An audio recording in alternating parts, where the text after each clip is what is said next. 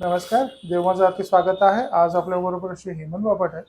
दादा, आता काळ बदललेला आहे. People move on. समजा कुठल्या एका स्त्रीचं लग्न झालं असेल आणि त्याच्यानंतर डिवोर्स झाला किंवा विधवा झाली, तर ती पुढे मूव्ह ऑन होतात म्हणजे दुसरं लग्न केलं जातं.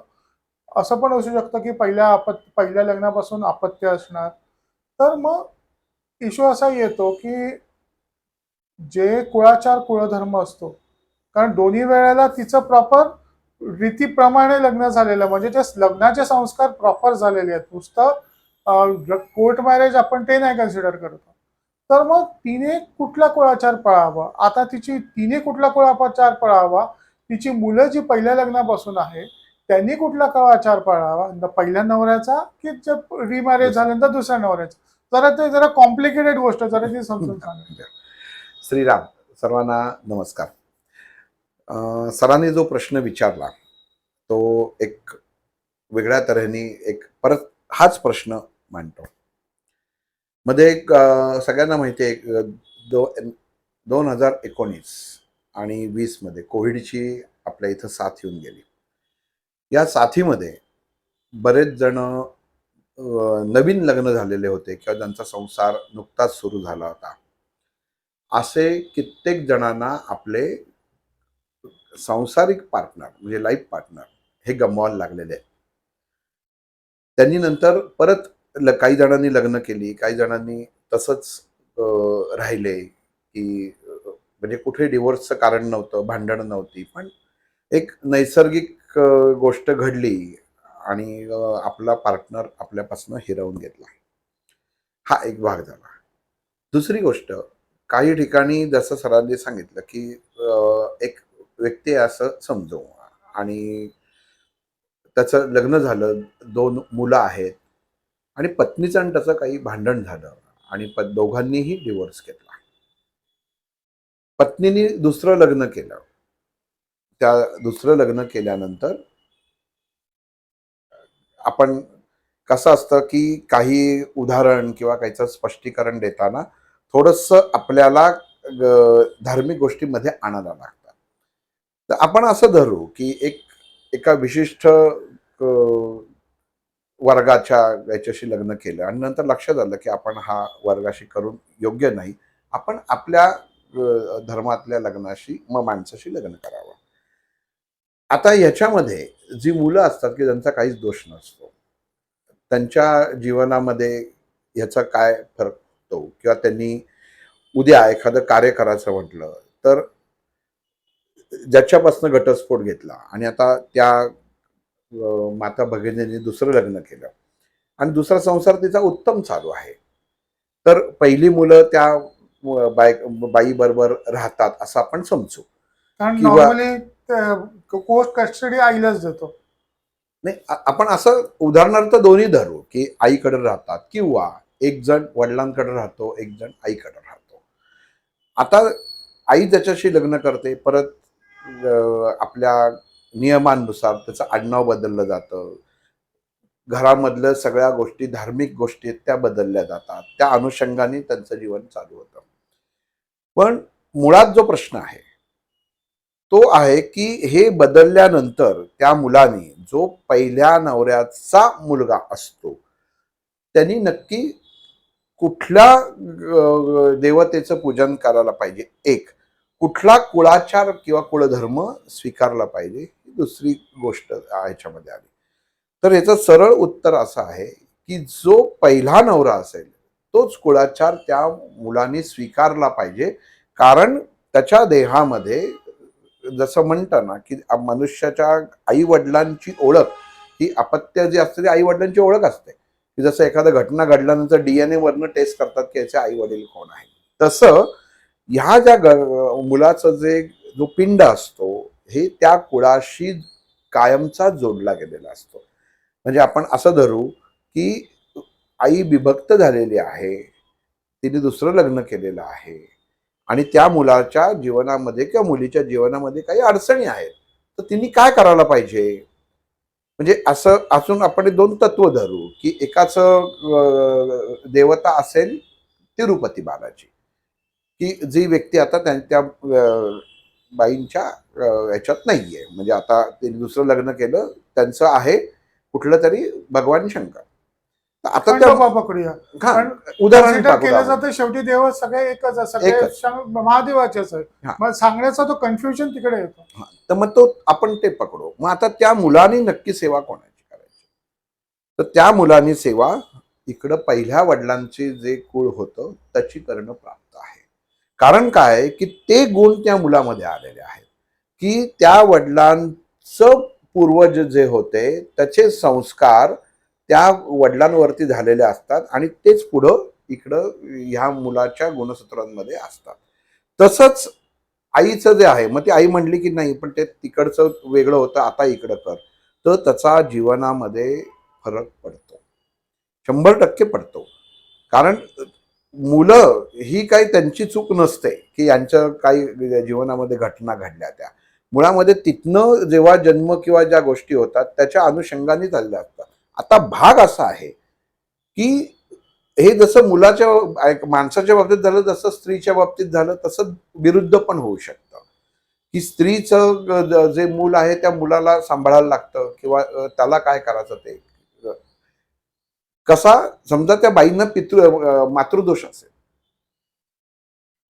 एक लग्न झालेलं जोडपं आहे, त्यांना एक मुलगा आहे की जो आता वडिलांबरोबर राहतो आणि त्याला अनंत त्रास आहेत, पण आई वडील हे विभक्त झालेले आहेत, आई वेगळी राहते, आईने दुसरं लग्न केलं, पण ह्या मुलाला मातृदोषाचा त्रास आहे आणि ह्या माणसांचं सुद्धा दुसरं लग्न झालं. तर आता त्या आईचा दोष आहे का ह्या आईचा दोष आहे? तर साधी गोष्ट आहे की त्यांनी जन्म कोणाच्या पोटी घेतला, तर त्या आईच्या पोटी घेतला. मग ह्या गोष्टींमध्ये त्या बाईंची पत्रिका पाहायला लागते की त्याच्यावरनं मग तो दोष या मुलाचा बाजूला करायला लागतो किंवा त्याच्यावरती तुम्हाला काम करायला लागतं. मग ह्या आत्ता जे समाजात चाललेलं आहे की काही थोडेच दिवस त्याच्यामध्ये करायचं आणि वेगळं व्हायचं, आणि ह्या खूप गोष्टी आता सध्या घडत आहेत. म्हणजे 50% आधी प्रमाण होतं, आता 70% झालेलं आहे. मुलं लहान असतात आणि पटकन आई वडील जमत नाही म्हणून वेगळे होऊन जातात, पण त्याचे नंतर ते परिणाम भोगायला लागतात. ते फक्त परमेश्वर कसा असतो की कधीही निष्पाप गोष्टीला तो शिक्षा देत नाही. जेव्हा याच्यातनं थोडंसं मागं जायला लागेल, म्हणजे कुठं जायला लागेल अगदी, तर अगदी आत्मा जीवात्मापर्यंत गेलं तरच ह्या गोष्टीचा उलगाडा होईल. जीवात्मा जेव्हा देह धारण करायचा प्रसंग त्याच्यासमोर उभा राहतो की मला काय भोगायचं आहे काय नाही, हे सगळं त्याच्यापुढे येतं आणि त्याच्या अनुषंगाने त्याला भोग भोगायचे असतात. तर तेव्हा ती परिस्थिती, त्या आपण ज्या घरात तो जन्म घेणार असतो त्या घरामध्ये ती परिस्थिती असते आणि मग तो तसा तो जन्म घेतो, कारण त्याला त्याचं पुढचं कर्माच्या अनुषंगाने त्याला ते जीवन म्हणजे पुढे न्यायचं असतं. त्या मुलाच्या पत्रिकेत किंवा त्या मुलाच्या आपण म्हणतो ना की नशिबामध्ये दोन वडिलांचं प्रेम पण असतं. मग तिथं त्या आईच्या ह्याच्या पण म्हणजे आयुष्यामध्ये दोन पुरुषांची विवाह असतो. आज थोडस पुढे जाऊन बोलतो, आज कित्येक असं आहेत की बाह्य संबंध असतात, म्हणजे फक्त संबंध आला किंवा म्हणजे मंगळसूत्र बांधलं आणि एकत्र राहिलं म्हणजे नवरा बायको असं होत नाही. नुसतं तुम्ही शरीराने सुद्धा, म्हणजे हा भाग इतका महत्वाचा आहे की एखाद्या पुरुषाने बाहेर खालीपणा केला किंवा एखाद्या स्त्रीनी बाहेर खालीपणा केला तर तो दोष त्यांना लागल्याशिवाय राहत नाही, तो दोष त्यांना येतोच. कारण काय आहे, तुम्ही ते स्वीकारलेलं असतं. आणि कुठं स्वीकारता, तर निर्मिती स्थानात स्वीकारता. थोडासा विषय म्हणजे वेगळ्या पंथाने जाऊ शकतो हा, पण जसा भोग तसा रोग असा एक म्हणतात की मग हा मुलाला जे काही सहन करायला लागतं ते ह्या आई वडिलांमुळे सहन करायला लागतं. पण मग त्या मुलाचं लग्न ठरलं असं धरून चालू आपण, आता हे दोन्ही विभक्त आहेत, त्या मुलाचं लग्न ठरलं. त्या मुलाचं लग्न ठरल्यानंतर आता देवाला जायचं. आपण म्हणतो की लग्न झाल्यानंतर कुलदेवतेला जाऊन या. मग ज्या स्त्री बरोबर आता ती नवरा म्हणून राहत असते, त्याचं कुलदैवत वेगळं असतं, यांचं वेगळं असतं. तर त्या मुलाला दोष लागू नये म्हणून त्यांनी पहिल्या वडिलांच्या म्हणजे जिथं घर असतं तिथल्या कुलदेवतेला जाणं गरजेचं असतं. आणि आज हा यांनी प्रश्न विचारला, पण हाच एक प्रश्न आणि हेच अशी सेम सिच्युएशन असलेल्या एक जण ताई माझ्याकडे येतात. आज त्यांची ही होत्याचं नव्हतं झालं, होत्याचं नव्हतं झालं पूर्ण. का होत्याचं नव्हतं झालं? पहिल्याशी जेव्हा लग्न केलं तेव्हा सगळं होतं. दुसऱ्याशी लग्न केलं तेव्हा असं वाटलं की माझ्याकडे ह्याच्यापेक्षा जास्त आहे म्हणून ते लग्न केलं गेलं आणि दुसरीकडचा बुडाला. नशीब, आपलं कर्म ह्या गोष्टी घडवत असतं. आणि इथं भगवंतांनी वाटलेली सद्विवेक बुद्धी जी असते ना, ही मनुष्याला आपण व्यवस्थित जागृत अवस्थेत ठेवणं गरजेचं असतं. पण म्हणजे सारांश काय आहे गोष्टीचा, तर जे पहिले आई वडील त्यांचंच कुलदेवतेचं करणं प्राप्त असतं. काही घटना अशाही घडलेल्या आहेत. म्हणजे माझ्याकडे एकांचं आलं तर मुलीचं आलं होतं. पण त्या मुलीचा जेव्हा कंपनशास्त्राच्या दृष्टीने अभ्यास केला, तर जे आई वडील आले, तर ती आई वडिलांची कंपन आणि त्या मुलीची कंपन काही मॅच होत नव्हती. पत्रिका काय सांगते ते महत्वाचं नसतं, कंपनाच्या दृष्टीने मॅच होत नव्हती. मग त्यांना मी विचारलं की ही तुमची मुलगी आहे का? तिथं एक माझी चुकी अशी झाली की ते तिघही आलं असताना मी त्या मुलीसमोर त्यांना विचारलं की ही तुमची मुलगी आहे का? आज ती मुलगी कॉलेजला आहे. तर त्याच्यात विचार, आता असा प्रश्न विचारल्यानंतर एखाद्यावरती सडनली इम्पॅक्ट काय होईल, की अरे म्हणजे काय, की मी यांचीच मुलगी आहे असंच होणार ना. पण नंतर त्या मुलीच्या वडिलांनी सांगितलं नाही, आम्ही हिला हे घेतलेली आहे, दत्तक घेतलेली होती. आणि म्हणतं ठीक आहे, तुम्ही दत्तक घेतलीत, आनंद आहे. पण ज्या आश्रमातनं दत्तक घेतलीत तिथं ते रेकॉर्ड काढा. ते रेकॉर्ड काढल्यानंतर त्या मुलीचे आई वडील कोण होते हे तुम्हाला काहीतरी कळेल. किंवा ती मुलगी, आपण म्हणतो टीव्हीवर बघतो की रस्त्यात बाजूला पडलेली होती, तिथं टाकलेली होती, असं होतं, असंही घटना घडू शकतात. पण सगळ्याच तसे घडतात असं नाही. पण म्हटलं ते शोधणं गरजेचं आहे. तेव्हा त्यांनी सांगितलं नाही, आमच्या एक डॉक्टर ओळखीचे होते, त्यांच्याकडे असं पेशंट होतं, ती शेवटच्या याला मग घरच्यांच्या संमतीनेच आम्ही ते घेतलं. आता याच्यात घोटाळा कुठं झाला, त्या मुलीचं कुळच कळेना. तिला त्रास होत होता, आई वडिलांना त्रास झाला. म्हटलं आई असेल आणि वडील जरी असेल तरी मुलीच्या किंवा मुलाच्या बाबतीत बघाचा दृष्टिकोन कुठंतरी त्याच्यामध्ये तफावत जाणवत होती. मग त्या वडिलांनी सांगितलं की नाही, आम्ही असं हिला दत्तक घेतलं होतं आणि आम्ही हिला कधी जाणून दिलं नाही की तू बाबा आम्ही दत्तक घेतलेली मुलगी आहेस किंवा त्याच्यामध्ये. म्हटलं कसं जाणवून दिलं नाही तुम्ही? तुम्ही जाणवून दिलत. काय असतं, व्यावहारिक दृष्टिकोनातनं याच्यात बराच फरक पडतो. आणि जेव्हा एखादी गोष्ट मुळापाशी जेव्हा शिरायला लागते ना, तेव्हा ती मुळापासूनच उपटायला लागते. मग त्या मुलीचा कंपनीशास्त्राच्या दृष्टिकोनातनं अभ्यास करून त्या ज्या डॉक्टरांकडे होत्या, तेव्हा तिचं जे ते म्हणले की आई होती, तर तिच्या म्हटलं त्याच्यात शोध घ्या. मग त्यांना ते नशिबाने त्यांचं की ते मिळालं. आणि मग म्हणजे आई तर नव्हती, आई गेली होती म्हणून ती मुलीला हे दिलं होतं, दत्तक दिलं होतं. वडील होते, वडिलांची भेट झाली, वडील कुठला आहेत ते कळलं. आणि मग त्याच्यानंतर त्या मुलीला आणि ह्यांच्यात जो मतभेद व्हायचे त्याच्यावरती जेव्हा काम केलं तेव्हा ते मतभेद संपले. म्हटलं आता इथं कसं झालं, आजपर्यंत घरामध्ये मी अमुक अमुक देवतेचं पूजन करत होते, आज सडनली आपल्याला इकडं जायचं म्हणजे माहीत नसताना आता इकडं कसं काय नेलं. ते म्हटले मग तुम्ही याच्यात थोडीशी मदत करा, तुम्ही खोटं सांगा मुलीला की तू इकडं जा म्हणजे त्याच्यात होईल. आता इथं खोटं बोलण्याला काही प्रश्नच नाही ना, काही चान्सच नाही काही त्याच्यामध्ये. म्हटलं तुम्ही मुलीला खरं वास्तव सांगा. ते वास्तव सांगणं गरजेचं आहे, कारण हे आज ना उद्या किती म्हणजे आपण खोटं बोललो ना तरी आज ना उद्या हे बाहेर पडत असतं. तर त्याच्यापेक्षा म्हटलं तुम्ही आत्ता सांगा, ती मुलगी समजून घेईल हे तुम्ही समजून घ्या. शेवटी एक आई वडील म्हणून त्यांचंही बरोबर होतं की बाबा तिने जर समजून घेतलं नाही आणि उगाच काही झालं तर म्हणजे तिचा सगळ्याच बदल होणार. म्हटलं तान्ह्या बाळाला तुम्ही आजपर्यंत वाढवलेलं आहे आणि हे वाढवताना तिने आजपर्यंत हे जे तुमचं दोघांचं बॉन्डिंग आहे हे कधी वेगळं नव्हतं ना. मग आताही होणार नाही आणि तशी ती मुलगी नाहीये. पण जो प्रॉब्लेम आहे, अडचण आहे, तो जर निस्ताराचा असेल, कारण कुठलीही तुम्ही धार्मिक कृती करा किंवा त्याच्यामध्ये त्या गोष्टीत सत्यता असल्याशिवाय ती कशी पूर्ण होईल? कारण त्या मुलीने ती स्वीकारली पाहिजे ना.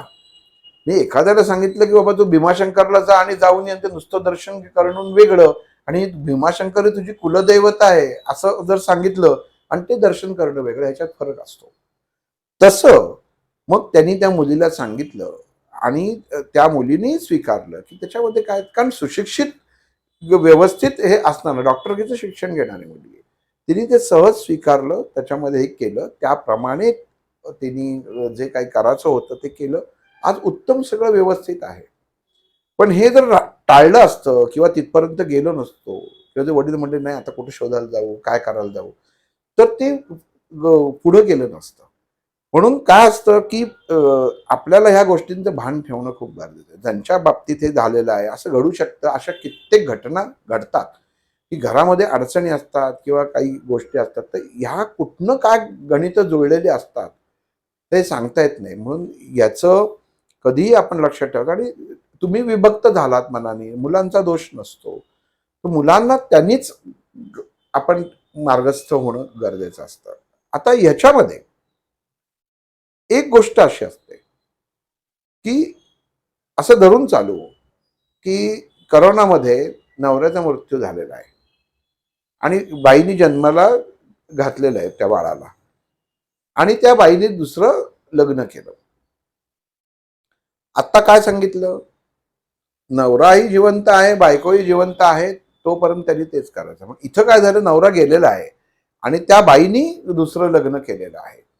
तर ते जरी केलं तरी यांचे घरामधले तुमचे कुलदैवत असताना त्या कुलदैवताचे जे काही कुळाचार असतात ते 100% करणं प्राप्त असतं. म्हणजे पहिल्या लग्नाचे. येस. याच्यामध्ये थोडस आणखीन एक क्वेरी अशी आहे की ह्या मुलीचं तुम्ही उदाहरण दिलं, आता त्या मुलीचं जर लग्न झालं तर लग्नाच्या मध्ये ते काय म्हणतात कन्यादान ही प्रथा असते. हो. मग त्या मुलीचं कुळधर्म कुळाच्या नवऱ्याच्या साईडचाच करायचा लग्न झाल्यावर. पण मग मग जर माहेरचा, आता तिला प्रॉब्लेम इतका होता तर माहेरचा होता, तर मग जर लग्न झाल्यानंतर तिला माहेरचा तो कुळाचार कंटिन्यू करायचा की नाही? लग्न झाल्यानंतर ह्याला मध्ये खंड होतो. ओके. म्हणजे त्या मुलीचं उद्या लग्न होईल तर तिने मग तो जो नवरा ज्याच्याशी ती लग्न करेल त्याच्या अनुषंगाने ते कुळाचार करावे. पण कसं असतं ना की आपण कुलधर्म कुलाचार असं हे काही मोठी अवघड गोष्ट नसते किंवा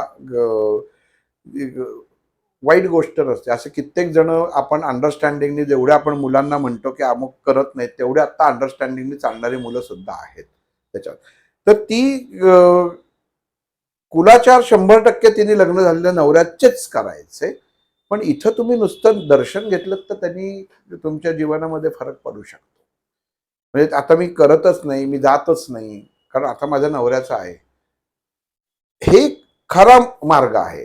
पण जर मनात शंका असेल की मी आई वडिलांकडे आलोय, आम्ही इकडं जायचो तर मी ते तिकडं हे करू नये, तर तुम्ही ते दर्शन घेऊ शकतात. कुळाचार मात्र नवरा, कारण ते बदलतच ना पूर्ण. कन्यादान कशाला म्हणतात, कन्यादान संस्कार कशासाठी आहे, तर त्याच्यासाठीच आहे ना. मोकळं केलं म्हणजे सगळ्यातनच पिंडातनच मोकळं केलं. आता हे सगळं तुझ्या ताब्यात, तुझ्या हातात दिलेलं आहे. म्हणून ते आपण लग्नामध्ये जेव्हा कन्यादानाचा जो संस्कार हा सगळ्यात मोठा आणि महत्वाचा जो संस्कार समजलेला आहे की कन्यादान कोण करत आहे हे महत्वाचं असतं. आणि मग हे कन्यादान करताना तुम्हाला ते हे सोडायला लागतं, म्हणजे संकल्प सोडायला लागतो की आता इथं काहीही राहिलेलं नाही आणि त्या देवतेपर्यंत ती पोचपावती असते की आता हिचं जे काय आहे ते ह्याच्याकडे आहे आणि तिथनं त्या स्त्रीचं आयुष्य चालू होतं. मग ह्याला सगळ्यात महत्वाचं काय होतं, गंमत बघा, आपलं किती आपले जे कुलधर्म कुलाचार ते खूप महत्वाचे आहेत सूक्ष्म प्रमाणात, कारण सूक्ष्म मी एक नंतर एक कधीतरी व्हिडिओ पोस्ट करणार आहे की एका त्याच्यात गोव्यामध्ये माझा मित्र आहे, त्याच्या मुलीच्या लग्नामध्ये तो तिकडे पुजारी म्हणून आहे, तर मुलीच्या लग्नामध्ये ते सगळे डिटेल्ड व्हिडिओ बनवून ठेवलेला आहे. तो कधीतरी देवमासावरती अपलोड करेन. नक्कीच. आणि काय होतं बघा, आपण लग्न होतं मुला मुलींचं, मुलगी लग्न होऊन मुलाच्या घरी जाते. पहिल्यांदा काय होतं, त्यांच्या कुलाचाराप्रमाणे देवदर्शन होतं.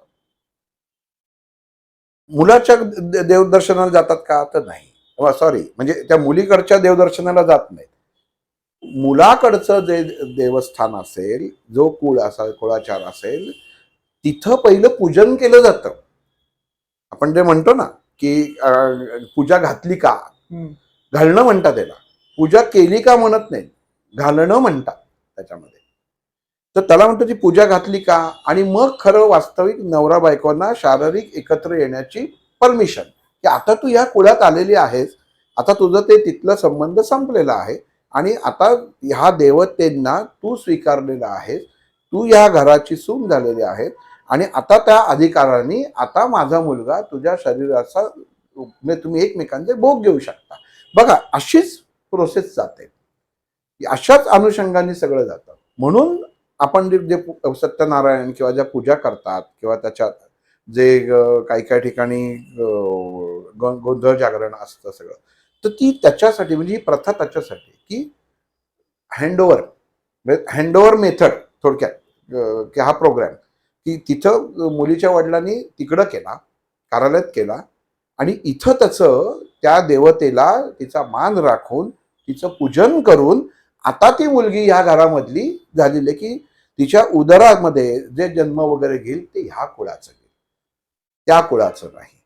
म्हणून आपले हे संस्कार किंवा ह्या गोष्टी करणं महत्वाचं का असतं? नुसतं कोर्टात जाऊन सह्या करून आलं आणि सगळं झालं तर तसं उपयोग नसतो. आपले कुळाचार इतके जुन्या लोकांनी व्यवस्थित लिहून ठेवलेले आहेत की ते करणं, जर तुम्ही त्या पद्धतीने गेलात ना, तर मला असं वाटत नाही कुठल्या घरामध्ये काही अडचणी किंवा प्रॉब्लेम्स येतील. मी असं म्हणत नाही नसतात, अंडरस्टँडिंग मध्ये असतात, पण येतील असं वाटत नाही. त्यामुळं हा एक विधी आहे, आणि मग ते एकदा तो झाला की पहिलं संपलं. घटस्फोटामध्ये काय होतं, परत लग्न कार्यालयात होत नाही, हा भाग आहे. नाही, कारण आमचा मी आता जे एक्झाम्पल सांगतोय मी ते कार्यातलं आता, कारण तो पूर्वीचा जो स्टिग्मा होता ना तो गेला, म्हणजे आता ते राहिलं नाही. अरे हिचं दुसरं लग्न होत आहे की डिवोर्सी आहे, ते तो स्टिग्मा राहिलेला नाही. आता कार्यालयात हो, पण पण होता. ते जे तुम्हाला कन्यादान करायला लागतं. हा.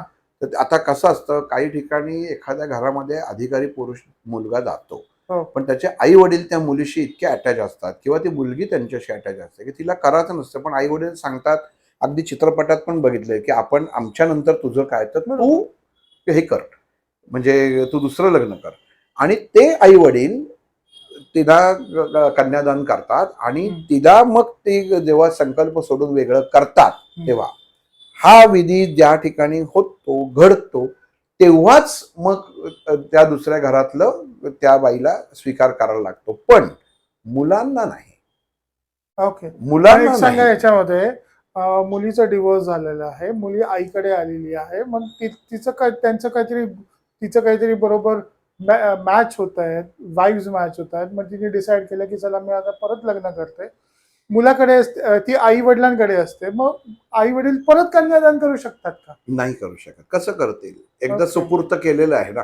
ओके. मग काहीतरी हे काढतात, मार्ग काढतात, मामाला कर बसव, भावाला बसव, असं कर. पण आपल्या शास्त्राच्या अनुषंगाने नाही करत. पती गेला असेल तर त्याच्यामध्ये होऊ शकतं, पण पती जिवंत असेल तर परत असं नाही, तर तो खेळ झाला ना. नाहीतर मग काय, आपलं प्रत्येक आई वडील सारखंच ते करायला बसले. एकदा तू दान दिलेले, मुळात आई वडिलांना अधिकार कसा राहिला? बरोबर. आई वडिलांनी पहिल्यांदा तिचं कन्यादान केलेलं आहे, दान दिलेलं आहे तिला, मोकळे झालेले आहेत त्यातनं, मग अधिकार संपलेला आहे मुलीवरचा. असं असताना परत ते कसं करतील? म्हणजे तुम्ही तो पहिल्यांदा कन्यादान केलंच नाही असं होईल ना. तो त्याचा अर्थ समाजापर्यंत चुकीचा जातो त्याला. तसं ते नाही करू शकत, परिस्थिती आणि ज्या गोष्टी. म्हणून नाहीतर काय होतं, मग सासू सासऱ्यांनी कन्यादान करणार नाहीत ना, मुलीचेच आई वडील करतात, मग तिथं सासू सासरे कन्यादान करतात. ही आमच्या मुलीसाठीच आहे. म्हणजे आपण जे म्हणतो की क्षणिक पत्नी पण अनंत काळाची माता, म्हणजे त्याच्यात ज्या भूमिका ज्या स्त्रीच्या असतात ना, त्या अशा तऱ्हेनेच सगळीकडं म्हणजे कार्यान्वित होत असतात. आणि मुळात कसं असतं बघा, की आपण जसं म्हणतो की सुनबाई होती, आज आमची मुलगी झाली. मग त्या मुलीच्या भावना, विचारधारा याचा सुद्धा त्याच्यामध्ये तुम्हाला विचार करणं गरजेचं असतं, की काय आपण करतो आहोत. म्हणजे आपण म्हणतो ना, की जागरूक अवस्था ही ठेवायला लागते. पण मुलांच्या ह्याच्यामध्ये जर काही असं झालं, तर ते पहिल्या लग्नाचं जे हे असतात, म्हणजे वडील असतात, त्यांचाच कुळं त्यांनी हे करायचा, मुलाने करायचा. मग तुम्ही दुसरं ते करा किंवा नाही करा, तो भाग वेगळा. मग काही वेळा असं होतं, की पहिलं लग्न केलेलं असतो तो अमेरिकेत असतो, मग दुसरं केलं तर इथं असतो. तो जिवंत आहे की नाही हे सुद्धा माहित नसतं. म्हणजे कशाची काही खबरच नसते. कुठं कधी आयुष्यात परत कधी संबंध येत नाही, काही नाही. आपण ज्यावेळी लग्न झालं त्यावेळी तर माहिती असतं ना, की हे असं असं आहे.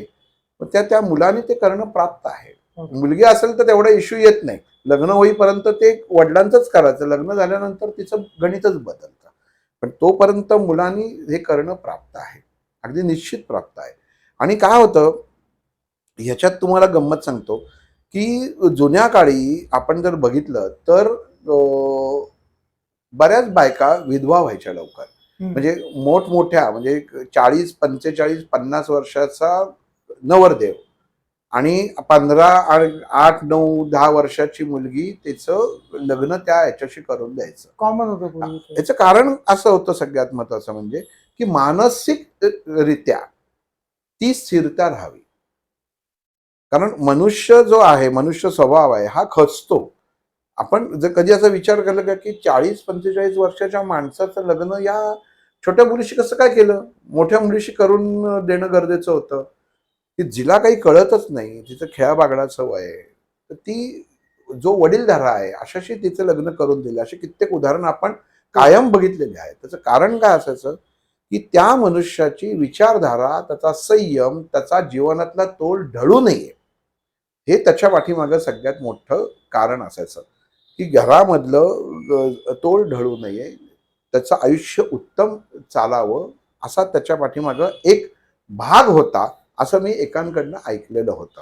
म्हणजे चिपळूणमध्ये एक आजी होत्या. माझे वडील त्यांना बहीण मान खूप वयस्कर होत्या. तर त्यांना आम्ही तेव्हा हा प्रश्न विचारलेला होता, की ते ते लाल नाही का वल्क हे करत असायचं, तर ते घालायच्या त्याच्या. आणि मी ते खरंच बघितलं. म्हणजे त्या म्हटलं 70-72 वर्षाचं आहे, पण आतमध्ये गोटा. आता कोण बघायला जात आहे आणि काय त्याच्यामध्ये. तेव्हा ते मला म्हटले, अरे तू अशक्त मुलगा ना. मला म्हटली वयाच्या 12व्या वर्षीपासून मी हे करते. म्हणजे विचार करा, 72 वय, 12 आणि 72 किती वर्ष झाली. आणि म्हटली लग्न करून दिलं तर ते म्हाताराशी करून दिलं, त्यामुळं हे संपलं सगळं जीवनातलं काय जे होतं ते.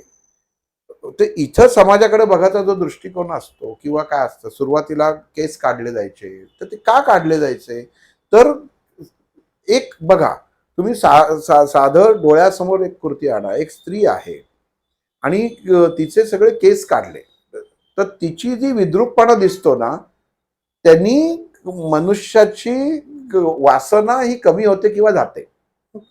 तो तिला त्याच्यामध्ये ती बघू शकत नाही, म्हणून तिला ते एक संरक्षण म्हणून ते सुद्धा एक आयुध म्हणून वापरलेलं आहे, की का तिला तसं हे करायचं, की ही आता अशी आहे.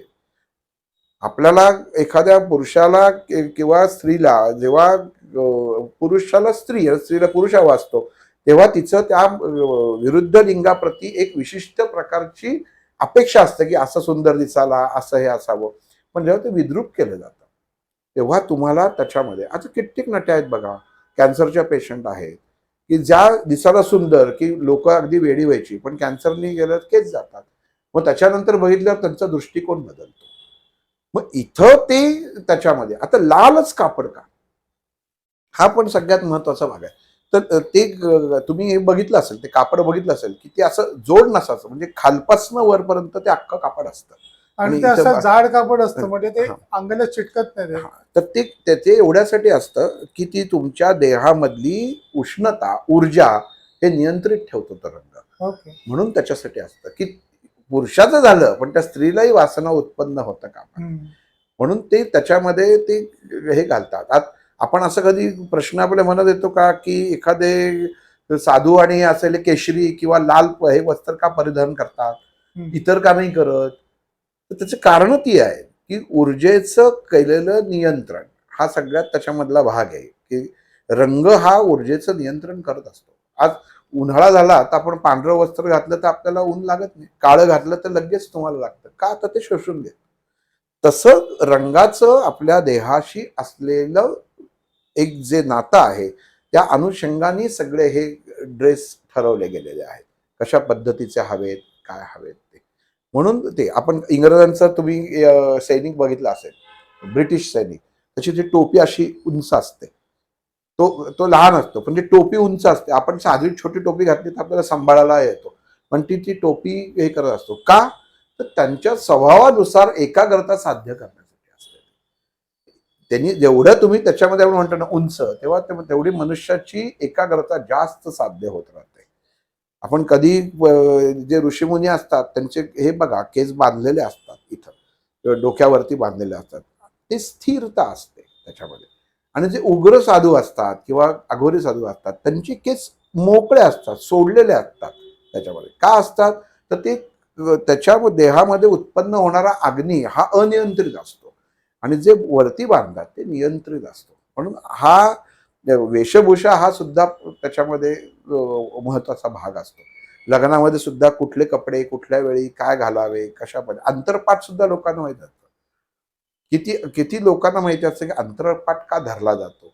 आपण म्हणतो ते अंतरपाठ हे कर, नंतर ते लगेच कापड एका क्षणामध्ये बाजूला ठेवलं जातं. कधी? हार घातल्यानंतर एकमेकांना. हार या शब्दाचा अर्थ काय? हार या शब्दाचा अर्थच असा आहे की जे स्वीकारलंय. हार म्हणजे काय? ते स्वीकार. हार ही स्वीकारायला लागते जीवनामध्ये. आपण म्हणून हे का की आपण देवाला हार नाही आणायचा. रामाने कधी हार नाही घातले. पुष्पक कमलमाला माळा असते, नियंत्रण असतं. जिथं पुढाऱ्यांना हार घालतात कारण हे स्थिर नसतात. जिथं बदललं जातं तिथं हार घालतात, जे बदललं जात नाही तिथं माळा असते, नियंत्रण असतं. जप माला आहे त्याच्यामध्ये, पुष्प माला आहे. म्हणून हार वेगळं, कारण ते तुम्ही आपण घालतो म्हणजे स्वीकारणं, घालताना स्वीकारणं, म्हणून हार घालतो म्हणतो आपण. म्हणून एकमेकांना हार घालतात किंवा बाबा मी तुला, आता बघा हरलं पण आहे म्हणजे तुला स्वीकारणं म्हणजे शब्द सुद्धा हरणं आहे. सीतेचं हरण केलं रावणाने, गर्वाचं पण हरण होतं, गर्वहरण झालं ना म्हणतो, तर गर्वाचं पण हरण होतं. तसं सीता हरण सुद्धा झालं. तसंच इथं एकमेकांना हरण म्हणजे हराचं आहे, म्हणजे एकमेकांना स्वीकारायचं आहे. मग तेव्हा तुम्हाला ती मान वाकवायला लागते, मग त्याच्यामध्ये तुम्ही ते हे करता. मग हे बघतं कोण?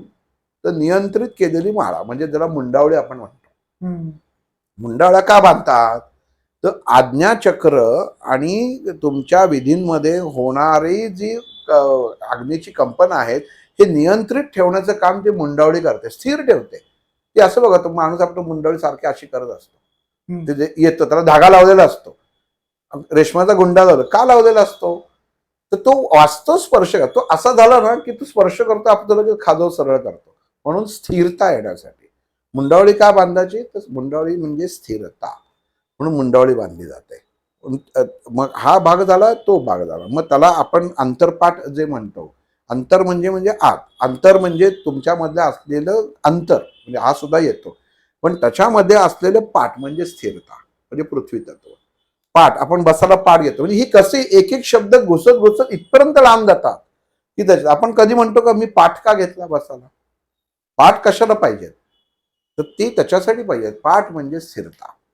त्याच्यात पोकळीवरती असते, पाटाखाली बघा पोकळी असते, म्हणजे त्या पोकळीवर तुमची स्थिरता निर्माण केलेली आहे. कशाने निर्माण केलेली ते पाटाची स्थिरता? तर त्याला चार बाजूनी धातूनी मर्यादा केलेली आहे. त्या पाटाला बघा चार बाजूनी अशी नक्षीकार किंवा पितळ्याच्या किंवा नाणी ठोकलेली असतात चार बाजूनी, हे नियंत्रित केलेलं आहे. हा तुझा चौकोन आहे, इथं तुला स्थिर राहायचं आहे, म्हणून तो पाठ पाहिजे. आणि जेव्हा मनुष्य पाटावर बसतो तेव्हा त्याचं आपलं मूलाधार चक्र उत्तम प्रकारे जागृत अवस्थेत येतं. आपल्या शरीरावर ताण आहे का नाहीये हे पाटावर बसल्यावर कळतं. त्यांना बघायचं असेल की मी स्थिर आहे की नाही, त्यांनी अशा पाटावर बसायचं आणि नुसतं बसायचं की आपल्याला लगेच कळतं की मी स्थिर असेल तर योग्यता आहे. पण ज्यांना अस्वस्थ असतात, ज्यांना कायम डोक्यात विचार असतात, त्यांनी पाटावर बसा. जेवण पाटावर बसून का असतं? विधी पाटावर बसून का असतात? तर पाटावर बसल्यानंतर मन स्थिर होतं. म्हणून जेवताना पाठ घेतो आपण. म्हणून पाटावर बसलं की मन स्थिर असेल तर अन्नग्रहण उत्तम होतं. म्हणून पाठ पाहिजे. आणि आपण लग्नामध्ये असतो, आपल्या घरामध्ये पूजन असतं, तेव्हा म्हणतात की 3 पाट आणा. म्हणजे गुरुजींना एक पाठ असतो आणि नवरा बायकोंना म्हणजे यजमानांना पाठ. तर का? तर स्थिरता हवी. म्हणून पाठाचं महत्व तिथं आहे. रादर आता तुम्ही जे म्हटलात की ज्याच्यातनं आपण हा विषय सुरू केला, त्याच्यावरती सुद्धा अभ्यास चालू केलेला आहे की तुम्ही जे म्हणतात की जर स्वर्गामध्ये जोडी बांधली जाते, आपण म्हणतो ना की आपली जोडी स्वर्गामध्ये बांधून येते, मग स्वर्गामधनं जोडी बांधून असते तर माझं 2 जणांची जोड्या बांधल्यात का? हा प्रश्न आपण कधी विचारतो का? आपण म्हणतो की मी इथं राहतो, लग्न ज्याचं होतं ती मुलगी कुठं आसाम बिसामला किंवा कुठेतरी असते. अरे म्हणजे इथले आपण सगळ्या तुमचे लग्नाचे जे संस्था असतात सगळं झालेलं असतात आणि सहज कुठेतरी ओळख होते आणि आसाममधनं मग आपण लगेच म्हणतो लग्नाच्या गाठी स्वर्गातच बांधलेल्या असतात. अरे हो, पण ती स्वर्गात बांधली ते ठीक आहे, पण दुसरी गाठ पण स्वर्गातच बांधून आली का? ह्याच्यावर मनुष्य कधी विचार करत नाही. तोही विचार तर काही अध्यात्माच्या दृष्टीने एखाद्या अभ्यासाच्या दृष्टिकोनातनं किंवा असं असतं. मग म्हणजे एखादा पत्रिका घेऊन तुमच्याकडे आला, ठीक आहे, तर त्याच्यामध्ये जर घटस्फोट त्याचा झाला आणि असे कित्येक असतात 23 गुण 26 गुण जमत असतात, पण घटस्फोट होतो. मग ज्योतिषांना कळत नाही का की याच्या पत्रिकेत घटस्फोट आहे? मग 2 गोष्टी कधी ज्योतिषी सांगत नाही. एक तुमचं मरण आणि दुसरं तुमची जीवनातली दशा, म्हणजे घटस्फोट होणार आहे का नाही होणार. का सांगू शकत नाही जर पत्रिकेचा अभ्यास ओके असेल तर? का? तर आपलं गिऱ्हाईक जातं. तुम्ही त्याच्यामध्ये सांगितलं, तुम्ही माझ्याकडे आलात, माझ्या मित्राच्या बाबतीत घडलेली घटना सांगतो. जवळचा मित्र, घट्ट मित्र, लहानपणाचा मित्र. मुलीला होणाऱ्या जावयांना, साडूंना, त्यांच्या पत्नीला आणि तो स्वतः माझ्याकडे आला की अरे हेमंत लग्न ठरलं. म्हटलं वा मस्त. मग सगळ्यांना घेऊन आला. इथं गाडग्यांकडे गेला होता तर सहज भेट, हा माझा मित्र, असं असं भेट झाली. आणि मी तर आता कसं गंमत बघा, मला आनंदाची बातमी सांगायला आला की असं असं लग्न ठरलंय. अंगठी घेऊन आलात एंगेजमेंटची त्या गुलाबाच्या फुलांमधली. आणि मी त्याला काय म्हटलं, तू हे लग्न करू नको, टिकणार नाही. आता ह्याला तुम्ही काय म्हणाल? आपण म्हणू की तू नष्टर लावू नकोस किंवा ते लावू नकोस. त्यांची कंपनी मला जी दिसली, मी म्हटलं तू हे लग्न करू, टिकणार नाही. तो म्हटलं तू गप बस, तू बोलू नकोस. बायकोला बोलली तर बायको काहीतरी करेल. मुलगा चांगला आहे, त्याचं सगळं फॅक्टरी वगैरे सगळं चांगलं आहे, मुलीचं आयुष्याचं कल्याण होईल. मर्यादा आली. पण तिथंही म्हटलं जाऊ दे, कारण मी जर त्याला सांगितलं नसतं तर त्या कर्माचा भोग हा माझ्या नशिबात पडला असता. मी सांगून मोकळं, पण म्हणजे मी देव झालो का? तर नाही. आपण जो अभ्यास करत असतो किंवा जो कंपन्यांचा अभ्यास झालाय, पत्रिकेचा, त्या अनुषंगाने गणित कळतं.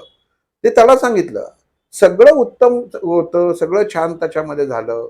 ह्याला 9व्या महिन्यामध्ये घटस्फोट, मुलगी घरी आली.